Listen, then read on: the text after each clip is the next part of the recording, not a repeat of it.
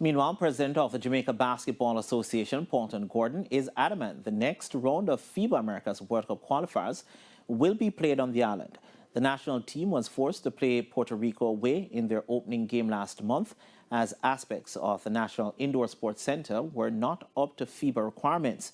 Jamaica has 2 more qualifying games set for the National Indoor Sports Center next year, where they are slated to meet the Bahamas on February 26 and Canada on March 1.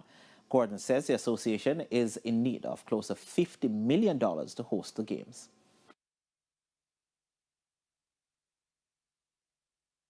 We need about $280,000 US. We have some partners who are looking at elements of what we want.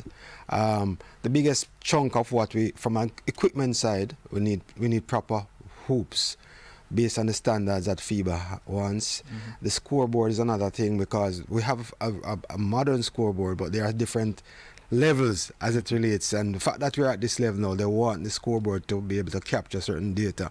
And so we're working on that, either purchasing or renting for the occasion.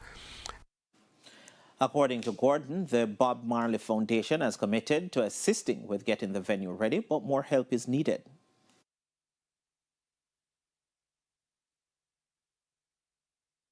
Certainly, that's the anchor for what we're just trying to do now, and we're talking to other government ministries and state bodies, and also private sector, in terms of how we can pull all together to host those 2 games. We want to host those games because we want the youngsters in schools to see what is possible at the highest level.